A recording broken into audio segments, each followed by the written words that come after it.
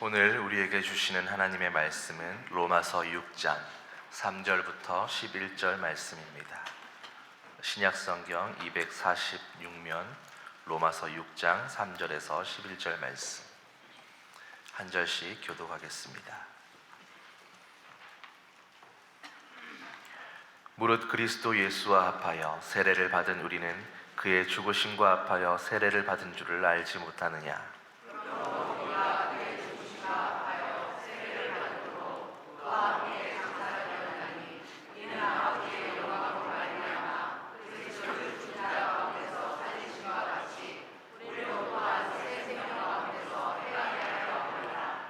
만일 우리가 그의 죽으심과 같은 모양으로 연합한 자가 되었으면 또한 그의 부활과 같은 모양으로 연합한 자도 되리라.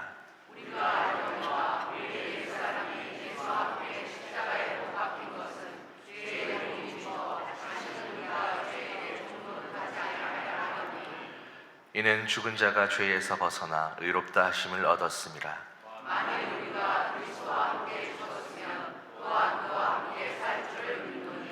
이는 그리스도께서 죽은 자 가운데서 살아나셨음에 다시 죽지 아니하시고 사망이 다시 그를 주장하지 못할 줄을 알미로라.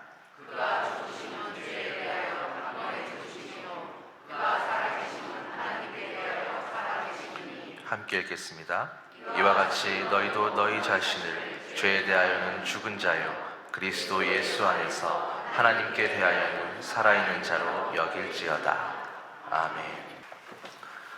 성경에서 죽고 사는 것은 대단히 중요한 주제 중에 하나입니다. 이는 이방 종교가 죽음을 회피하면서도 영원히 사는 것을 추구하는 것과는 근본적으로 다른 진리입니다. 기독교는 먼저 죽어야 합니다. 죽되 예수 안에서 죽어야 합니다. 그리하면 다시 사는 것과 영원히 사는 것은 하나님께서 책임져 주십니다. 예수께서 십자가 죽기 전 꼭 7일 전에 베다니에 오셔서 이런 말씀하셨습니다. 내가 진실로 진실로 너희에게 이르노니 한 알의 밀이 땅에 떨어져 죽지 아니하면 한 알 그대로 있고 죽으면 많은 열매를 맺느니라. 마침 이곳은 죽은 나사로를 살리신 베다니 마을입니다. 죽은 나사로를 살리신 예수께서 죽어야 산다, 살기 위하여 죽어야 한다 하신 말씀은 대단히 중요한 의미를 갖고 있습니다. 여기서 한 알의 밀이란 예수님 자신을 의미합니다. 내가 땅에 떨어져 죽을 것이다. 그러나 내가 소멸되어 없어지는 것이 아니라 다시 살아날 것이며 나를 통하여 무수한 생명이 살아나리라. 이미 예수께서 빌립보 가이사라 베드로가 신앙 고백한 자리에서도 죽음과 살아나심을 동시에 말씀하셨습니다. 내가 예루살렘에 올라가 많은 고난을 받고 죽임을 당할 것이다. 그러나 내가 제3일에 다시 살아나리라. 죽고 살고. 이런 예수님의 죽음과 부활을 온전히 믿어 구원받은 사도 바울이 이렇게 고백합니다. 내가 그리스도와 함께 십자가에 못 박혔나니 죽음입니다. 그런즉 이제 내가 사는 것은 내가 사는 것이 아니요 내 안에 그리스도께서 사는 것이니라. 생명의 삶입니다. 오늘 성례주일에 주신 말씀의 제목은 예수 안에서 죽고 살고, 기독교 세례의 의미와 성도의 삶에 관한 말씀입니다. 첫째, 옛사람의 죽음입니다. 세례라는 의식이 기독교에만 있는 것은 아닙니다. 그런데 기독교 세례는 정말 깊은 영적 의미를 갖고 있습니다. 그것은 옛사람의 죽음을 전제로 합니다. 죽어야 산다. 살기 위하여 먼저 죽어야 한다. 여기서 죽는다는 것은 옛 사람의 죽음입니다. 모든 사람은 아담표입니다. 자기 죄와 허물로 인하여 죽을 수밖에 없는 본질상 진노의 자녀. 만약 어떤 사람이 계속해서 끝까지 아담표로 산다면 그는 사망에 이를 수밖에 없습니다. 로마서 6장 23절, 죄의 삭은 사망이니.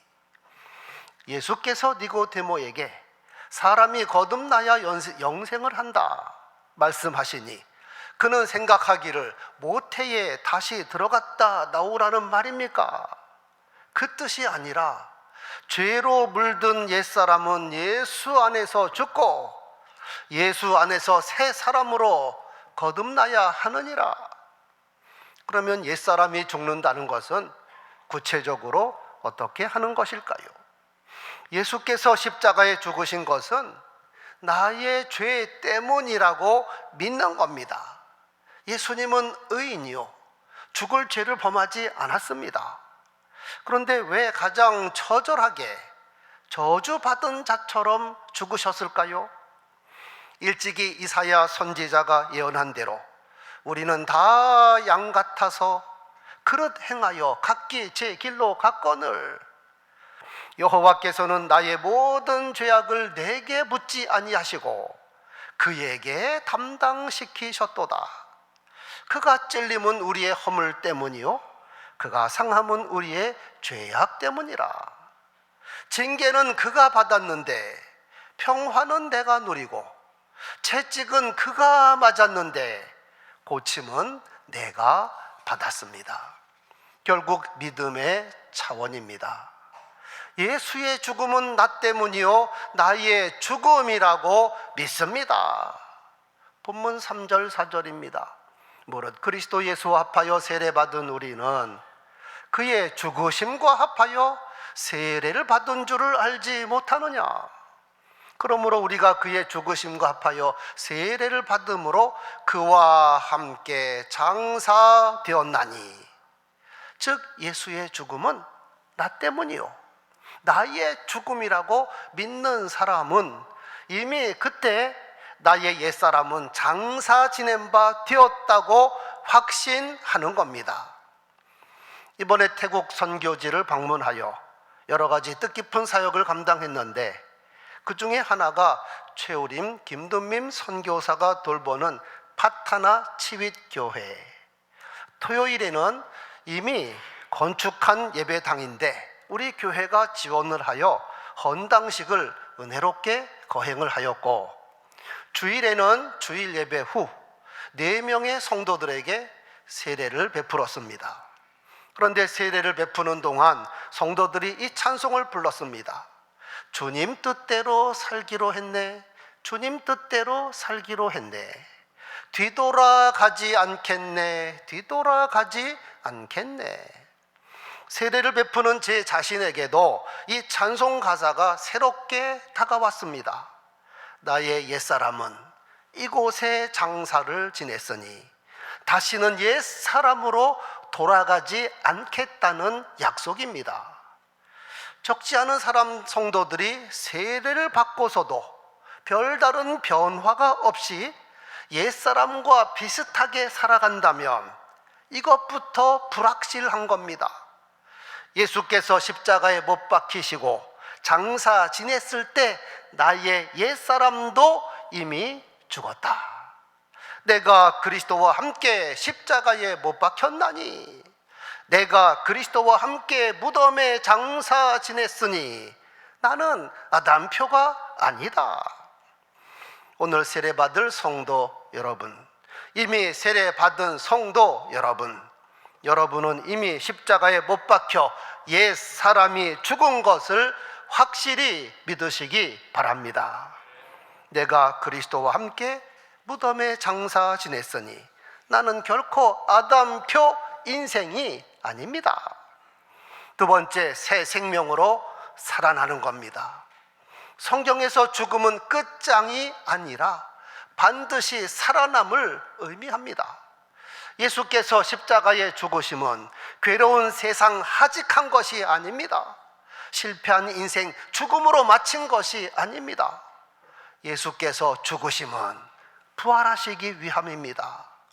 인자가 장차 사람들의 손에 넘겨져 죽임을 당하나 제3일에 살아나야 하리라. 그러므로 예수와 함께 십자가에 죽은 사람은 예수와 함께 다시 살아날 사람입니다. 구주와 함께 나 죽었으니 구주와 함께 나 살았도다. 본문 4절 5절입니다. 이는 아버지의 영광으로 말미암아 그리스도를 죽은 자 가운데서 살리심과 같이 우리로 또한 새 생명 가운데서 행하게 하려 하심이라. 만일 우리가 그의 죽으심과 같은 모양으로 연합한 자가 되었으면 또한 그의 부활과 같은 모양으로 연합한 자도 되리라. 8절 9절입니다. 만일 우리가 그리스도와 함께 죽었으면 또한 그와 함께 살 줄을 믿노니 이는 그리스도께서 죽은 자 가운데서 살아나셨음에 다시 죽지 아니하시고 사망이 다시 그를 주장하지 못할 줄을 알미로라. 사도 바울은 예수를 만나기 전 나사렛 예수는 죽어 완전히 없어진 사람으로 믿었습니다. 이에 예수가 부활했다, 예수님이 살아있다 주장한 예수의 제자들을 엄청 박해했습니다. 저 거짓말하는 자들, 죽은 자가 어떻게 다시 살아난다는 말인가? 예수 무덤이 비어있는 것은 제자들이 시체를 훔쳐간 것이다. 지금도 유대교를 믿는 유대인들은 이 같은 생각을 갖고 있습니다. 예수는 선지자 중에 한 사람이지 메시아는 아니다. 하지만 부활하신 예수님을 만난 바울, 완전히 변화를 받아 예수 부활을 증거하는 사도가 되었습니다. 그리스도께서 죽은 자 가운데서 다시 살아나셨다 전파되었거늘 너희 중에 어떤 사람들은 어찌하여 죽은 자 가운데 부활이 없다고 하느냐? 그러나 이제 그리스도께서 죽은 자 가운데서 다시 살아나사 잠자는 자들의 첫 열매가 되셨도다. 아담 안에서 모든 사람이 죽은 것 같이 그리스도 안에서 모든 사람이 삶을 얻으리라. 성도 여러분, 예수 안에서 옛 사람이 죽은 저와 여러분은 예수 안에서 다시 산 사람이요 새 생명을 받은 사람인 것을 믿으시기 바랍니다. 세 번째, 그리스도와 연합된 삶을 삽니다. 우리가 예수를 믿어 구원을 받고 세례를 받으면 하늘나라로 직행하는 것이 아니라 계속해서 이 땅에서 살아갑니다. 그런데 중요한 것은 예수와 함께 죽고 예수와 함께 산 사람은 예수 그리스도와 연합된 삶을 산다는 것입니다. 6절 7절입니다. 우리가 알거니와 우리의 옛사람이 예수와 함께 십자가에 못 박힌 것은 죄의 몸이 죽어 다시는 우리가 죄에게 종노릇하지 아니하려 함이니 이는 죽은 자가 죄에서 벗어나 의롭다 하심을 얻었음이라. 구원받은 성도는 세상 사람과 다릅니다. 생각하는 것이 다르고 말하는 것이 다르고 행동하는 것이 달라야 합니다. 성도는 소속이 다르고 신분이 다르고 장래 얻을 기업이 다릅니다. 이유는 옛사람이 죽었고 새로운 피조물이 되었으며 예수 그리스도와 항상 동행하는 삶을 살기 때문입니다. 본문 10절 11절입니다. 그가 죽으심은 죄에 대하여 단번에 죽으심이요 그가 살아계심은 하나님께 대하여 살아계심이니 이와 같이 너희도 너희 자신을 죄에 대하여는 죽은 자요 그리스도 예수 안에서 하나님께 대하여는 살아있는 자로 여길지니라. 역시 사도 바울의 고백입니다. 내가 그리스도와 함께 십자가에 못 박혔나니 그런즉 이제는 내가 사는 것이 아니요 내 안에 그리스도께서 사시는 것이라. 이제 내가 육체 가운데 사는 것은 나를 사랑하사 나를 위하여 자기 자신을 버리신 하나님의 아들을 믿는 믿음 안에서 사는 것이라. 세례받고 그리스도와 연합한 삶을 사는 것은 대단히 중요한 과제입니다. 방금 인용한 갈라디아서 2장 20절 이어지는 21절 말씀이 내가 하나님의 은혜를 패하지 아니하노니 만일 의롭게 되는 것이 율법으로 말미암으면 그리스도께서 헛되이 죽으셨느니라. 세례를 받고 은혜를 누렸어도 그 은혜를 패하는 사람이 있다는 것입니다. 끝까지 믿음을 지키지 못하는 사람이 있습니다. 다시 율법의 행위로 돌아간다든지 다시 옛사람으로 돌아간다면 그 사람에게는 그리스도의 죽음이 헛된 것이 되어버리고 맙니다. 사도 바울은 고린도전서 10장에서 기독교 세례를 홍해 도하로 비유하였습니다. 형제들아, 나는 너희가 알지 못하기를 원하지 아니하노니 우리 조상들이 다 구름 아래 있고 바다 가운데로 지나며 모세에게 속하여 다 구름과 바다에서 세례를 받고, 구름과 바다에서 세례를 받았다. 이스라엘 백성들이 애굽에서 종로로 탄 것은 옛사람입니다. 그런데 하나님의 은혜로 홍해의 물을 통과함으로 옛사람은 벗어버리고 더 이상 바로의 통치를 받지 않는 새로운 피조물이 되었습니다. 그리고 광야에 나와 자유자가 되었으니 하나님께서 주시는 신령한 음식을 먹으며 신령한 음료를 마셨습니다. 그러면 그들이 하나님의 은혜에 깊이 감사하며 하나님의 말씀에 온전히 순종함으로 가나안 땅을 향하여 나갔어야 하는데 안타깝고 불행하게도 그렇지 못했습니다. 불평, 불만, 원망, 믿음 없음. 고린도전서 10장 5절입니다. 그러나 그들의 다수를 하나님이 기뻐하지 아니하셨으므로 그들이 광야에서 멸망을 받았느니라. 출애굽 1세대 가운데 20세 이상 모두 광야에서 죽고 말았습니다. 즉 홍해에서 세례를 받았어도 지속적인 순종과 결단이 없으니 실패자가 된 겁니다. 애굽에서는 건짐을 받았으나 가나안 땅에는 들어가지 못했습니다. 이는 세례자에게 주시는 엄중한 말씀입니다. 세례받는 것이 영광이요 구원의 관문인 것은 틀림이 없으나 세례받은 것이 자동으로 구원을 보장하는 것은 아닙니다. 예수께서는 자신도 세례를 받으셨고 우리에게 세례를 베풀라고 명하셨습니다. 너희는 온 천하에 다니며 만민에게 복음을 전파하라. 믿고 세례를 받은 사람은 구원을 얻을 것이요 믿지 않는 사람은 정죄를 받으리라. 그러므로 너희는 가서 모든 민족으로 제자를 삼아 아버지와 아들과 성령의 이름으로 세례를 베풀고 세례 베풀 뿐만 아니라 내가 너희에게 분부한 모든 것을 가르쳐서 그것을 지키게 하라. 변화된 삶을 살라. 볼지어다 내가 세상 끝날까지 너희와 항상 함께 있으리라. 세례가 필수 과정이지만 충분 조건은 아닙니다.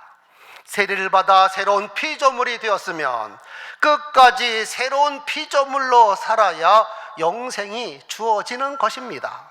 세례를 베풀고 말씀을 가르쳐서 그 말씀을 지키게 하라. 세례를 받았으면 쉬지 말고 말씀을 배워 기도하며 그 말씀대로 살라 이 말입니다. 성도 여러분, 세례의 의미와 성도의 본분을 다시 요약하면 세례받는 것은 옛사람의 죽음입니다. 다시 돌아가면 안 됩니다. 세례받은 사람은 그리스도 안에서 새로운 피조물입니다. 그러므로 이제 우리가 사는 것은 은혜로 사는 것이요 말씀을 말씀으로 믿는 그리스도와 연합한 삶을 사는 것입니다. 이 말씀이 우리 각 사람에게 이루어지게 되기를 축원합니다.